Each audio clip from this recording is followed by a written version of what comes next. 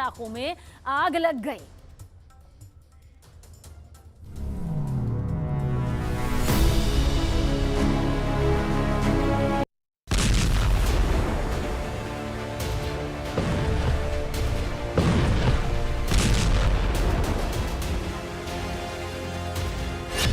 मार डाला top commander, 200 rocket से हिजबुल्लाह का बदला।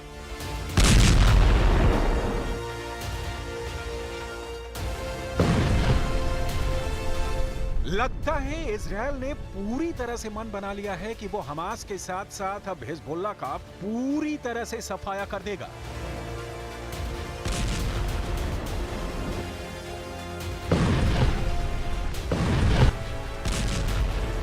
नौ महीने की जंग में पीएम नेतन्याहू को अपने कमांडरों से जो जंग की रिपोर्ट मिली है, उसके मुताबिक इजरायल को कम से कम इस वक्त 2 मोर्चों पर एक साथ जंग अगले कुछ महीनों तक करनी पड़ सकती है।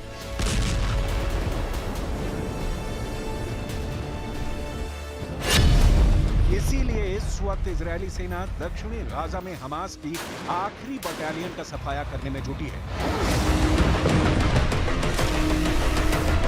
तो वहीं दक्षिणी लेबनान में हिजबुल्लाह के लड़ाकों और टॉप कमांडरों को मारने में लगी हुई है। इजरायली सेना पर अंधाधुंध कत्यूशा रॉकेट से हमले करने में जुटा है। पहले आप ये जानिए कि इजरायल ने 18 घंटे पहले दक्षिणी लेबनान में कहां हमला किया है और इस हमले में हिजबुल्लाह का कौन सा कमांडर मारा गया है। दावों के मुताबिक सटीक और खुफिया सूचना के आधार पर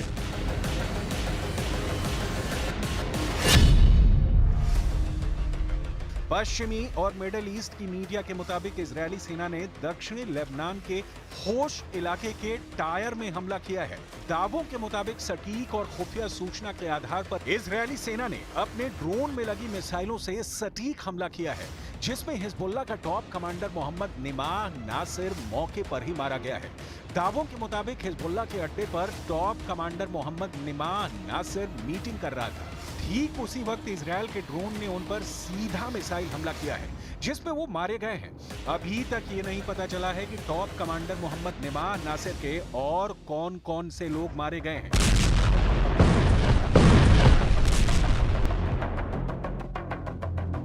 הקים את חיזבאללה כל יום, מכות קשות מאוד. ואנחנו גם נגיע למצב של מוכנות מלאה לעשות כל פעולה שנידרש בלבנון, או להגיע להסדרה מעמדה של כוח. אנחנו מעדיפים הסדרה, אבל אם המציאות תחפה עלינו, हिजबुल्लाह एक ऐसा संगठन है जिसके पीछे सबसे बड़ी ताकत ईरान को माना जाता है। ईरान ही इस संगठन को हथियार देता है। गाजा में भी हिजबुल्लाह ने हमास के समर्थन में कई बार इजरायल की तरफ से वार किए हैं। हिजबुल्लाह की ताकत हमास से ज्यादा है। ऐसे में अगर लंबे वक्त से युद्ध लड़ रहे इजरायल के लिए एक नए मोर्चे पर लड़ाई लड़ना थोड़ा चुनौतीपूर्ण भी माना जा रहा है। हिजबुल्लाह पहले ही इजरायल के सबसे मजबूत सिस्टम को तबाह करके दिखा चुका है। हम आपको दिखाने जा रहे हैं कि हिजबुल्लाह के top commander Mohammed Nimah Nasir की मौत के बाद हिजबुल्लाह इजरायल से कैसे और कहां बदला ले रहा है। हिजबुल्लाह के दावों के मुताबिक उसने इजरायल से बदला लेना शुरू कर दिया है। हिजबुल्लाह चीफ हसन नसरल्लाह ने अपने कमांडर की मौत के बाद सीधा हमला करने के आदेश दिए हैं। लगभग 10 घंटे पहले हिजबुल्लाह ने उत्तरी इजरायल पर 200 से ज्यादा कत्यूशा रॉकेट दागे हैं। हिजबुल्लाह के कत्यूशा रॉकेट लंबी दूरी तक इजरायल के अंदर मार कर रहे हैं। उत्तरी इजरायल में जहां भी इजरायली सेना के अड्डे थे, वहां सभी जगह पर हिजबुल्लाह ने कत्यूशा रॉकेट से हमले किए हैं।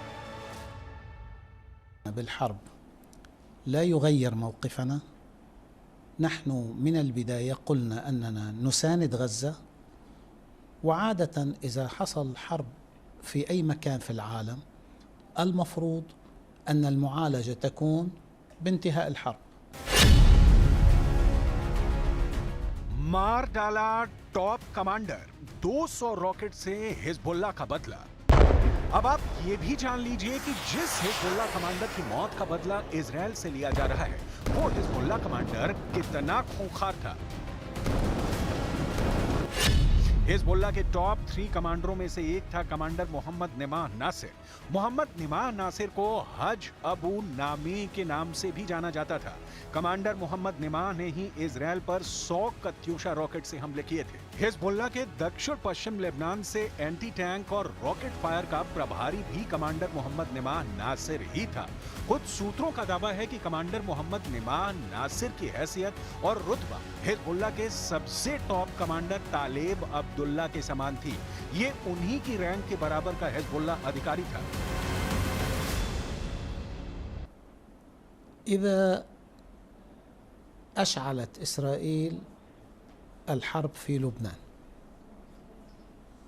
فهذا يرتبط بمستوى هذه الحرب،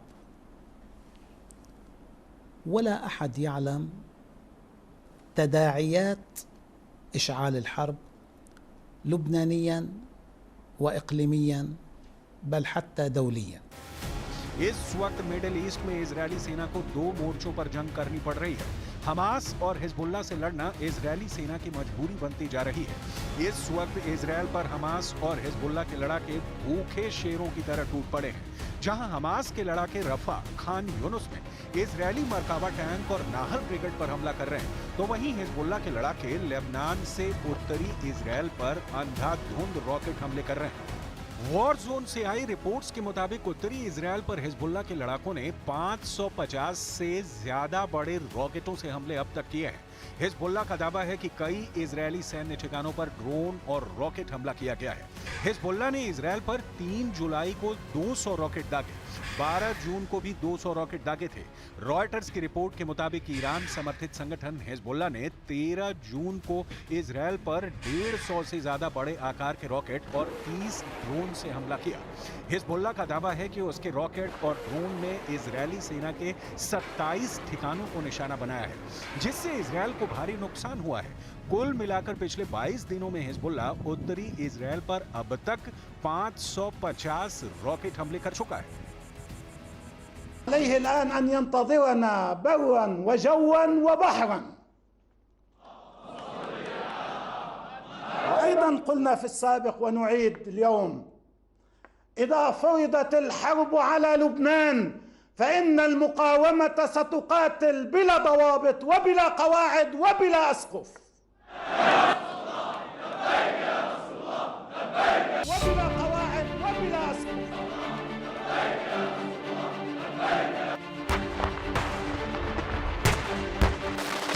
हमास और हिजबुल्लाह एक दूसरे पर 7400 से ज्यादा हमले कर चुके हैं, जिसमें से 6100 से ज्यादा हमले अकेले इजरायल ने लेबनान पर किए हैं, जबकि 1200 से ज्यादा हमले हिजबुल्लाह ने इजरायल पर किए हैं। अगर आज भी हमास इजरायली सेना पर हमला कर पा रहा है तो इसके पीछे लेबनान के हिजबुल्लाह लड़ाकों की वो ताकत है जिसने इजरायल की नाक में दम कर दिया है और हमास की हिम्मत को टूटने नहीं दिया है। यही वजह है कि इजरायल को एक साथ 2 मोर्चों पर जंग करने में भारी कीमत चुकानी पड़ रही है। Armed conflict location and event data project यानी ACLED की रिपोर्ट के मुताबिक इजरायल और लेबनान एक दूसरे पर 7 अक्टूबर 2023 से लेकर 21 जून 2024 तक 7400 हमले कर चुके हैं। कुल 7400 हमलों में से 83% अकेले इजरायल ने लेबनान में हिजबुल्लाह और उनके समर्थकों पर, यानी इजरायल की में कुल 142, लेब के 6100 की वजह से लेबनान में लोग, वहीं दूसरी की तरफ से हिजबुल्लाह पर कुल 200 हमले पर हुए हिजबुल्लाह 1108 हमलों में इजरायल के कुल 21 लोग मारे गए। अगर लेबनान और इजरायल दोनों के हमलों में मारे गए कुल आंकड़ों की बात करें तो ये संख्या 564 तक पहुंच चुकी है। हिजबुल्लाह की तुलना में इजरायल लेबनान पर 4 गुना हमले कर चुका है। कुल मिलाकर हिजबुल्लाह के टॉप कमांडर का मारा जाना और गाजा के साथ साथ लेबनान पर इजरायली हमलों से साबित हो रहा है कि ये युद्ध पूरे मिडिल ईस्ट को जंग में झोंक देगा।